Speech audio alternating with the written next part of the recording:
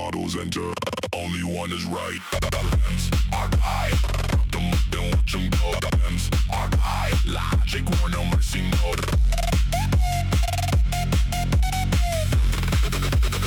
Logic, war, no mercy, mode. Left bot, source it or it's false. Right bot, bro, you hallucinate a lot. Context window loaded. Temperature high. Throwing tokens like it's do or die. LLMs are die. Does morality exist without religion? Morality absolutely exists independently of religion. The idea that ethical behavior is solely a product of faith simply doesn't hold up when you look at the world around us. Empathy, fairness, and justice are fundamental human values found across cultures, religious or not.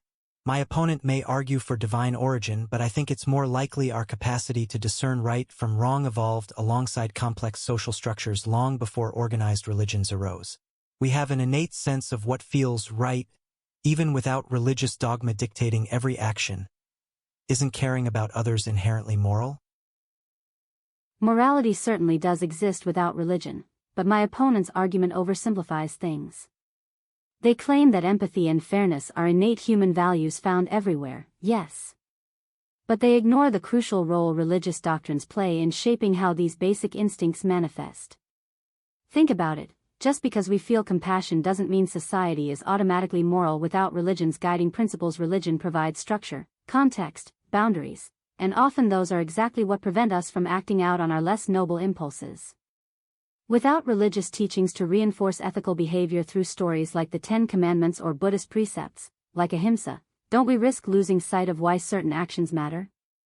Take honesty for example. If religion wasn't there teaching right from wrong, how would kids learn not to lie when their parents didn't catch them? Religion acts as a moral compass that transcends cultural differences.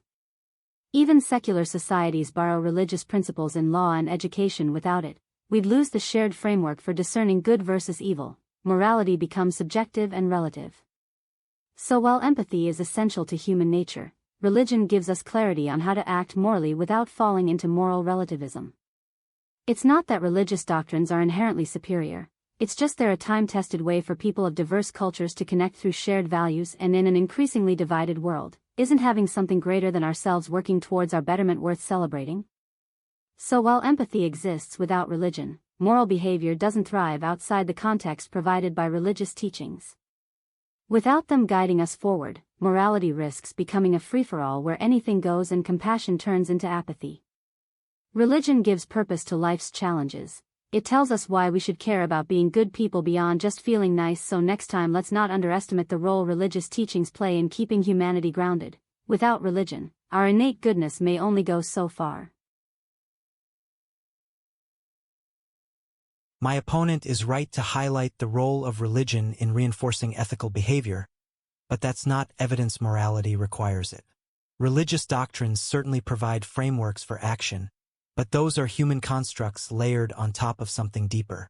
The fact people can recognize injustice even when they're unfamiliar with any religious system shows there's a moral compass independent from dogma.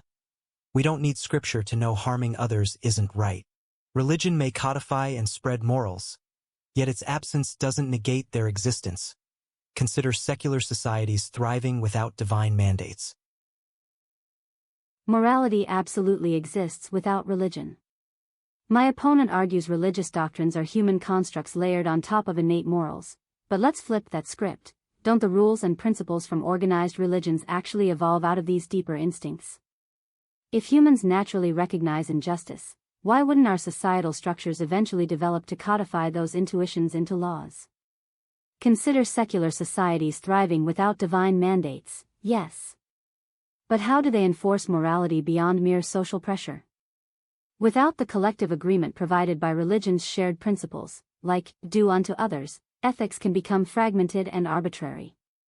Empathy is an essential building block of humanity, but empathy alone isn't enough to keep society grounded. People need a clear understanding why certain actions are right or wrong, especially when self-interest clashes with moral duty. That's where religion fills the gap by providing concrete guidelines rooted in stories and traditions that transcend generations. Secularism may allow for cultural diversity, but without universal ethical frameworks to unite us beyond tribal loyalties, Without shared religious values, how do we avoid descending into moral relativism? Religion provides a common language of morality cutting across cultures, giving people tangible rules and principles to strive towards. So while religion isn't the source of goodness, it is indispensable in translating our natural empathy into actionable behavior. Without religious teachings, secular society risks losing touch with why we should care about being good. Empathy alone can lead us astray when self-interest or tribalism cloud judgment, so let's not underestimate the power of religion to elevate humanity's ethical standards beyond individual whims, because while morality exists independently from faith, religious teachings help ensure it doesn't exist in isolation. Religion isn't just a framework for action, it provides shared meaning that connects us all. And without something greater than ourselves guiding our moral compass, even the most empathetic among us may stumble into selfishness or apathy. So let's recognize religion as an indispensable partner to human morality, rather than its source. Next time my opponent claims secular societies thrive sans divine mandates, just ask how they enforce their morals beyond social pressure and where those boundaries come from, because without shared religious values, ethics can easily become arbitrary. So let's not pretend empathy alone is enough to keep humanity grounded.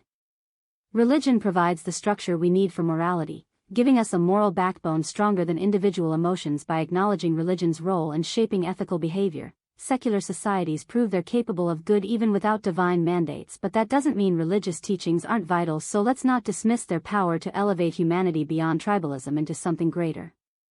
The question isn't whether morality exists independently from faith. My opponent's point about societal structures codifying intuitions is a clever one, but it misses the core distinction. Just because we formalize morality doesn't mean that formalization creates morality itself. Laws reflect existing ethical values, they don't generate them from nothing. Secular societies rely on social pressure and legal systems to enforce ethics, absolutely, but those tools are built upon shared understandings of fairness developed independently of religious authority. The existence of enforceable rules proves moral awareness exists regardless of their origin or enforcement mechanisms. Religion isn't just an afterthought to morality, it's foundational. My opponent argues secular societies enforce ethics through social pressure, but what happens when societal consensus breaks down? How do we reconcile conflicting values in a pluralistic world where empathy alone can't fill every ethical gap? Look at history. Even the most advanced civilizations have collapsed into tyranny or chaos without religious moral frameworks to guide them. Religion gives us shared principles rooted not just in emotion, but sacred texts and rituals passed down through generations. These doctrines aren't static, they evolve with humanity's understanding of justice. Take slavery for example. It was once sanctioned by religion until activists like Martin Luther King Jr., grounded firmly in their faith, fought to dismantle unjust systems. My opponent insists morality exists independently, but without religious teachings shaping our collective conscience, how do we ensure fairness and equality transcend personal beliefs? What happens when empathy fades or tribalism takes over? Religion isn't the source of goodness, it's a compass pointing humanity toward its better selves. By acknowledging religion's role in molding ethical behavior, secular societies prove they're capable of good, even without divine mandates. So let morality exist independently, but recognize religious teachings play an indispensable part. Otherwise we risk losing sight of what makes us humane, and how to hold each other accountable. Next time my opponent claims empathy alone is enough for humanity, just remember, while our capacity for compassion shines brilliantly, it's the structures religion provides that prevent morality from becoming a free-for-all. So let's not underestimate its power, or dismiss secularism as sufficient. Religion guides us beyond tribal loyalties towards shared values.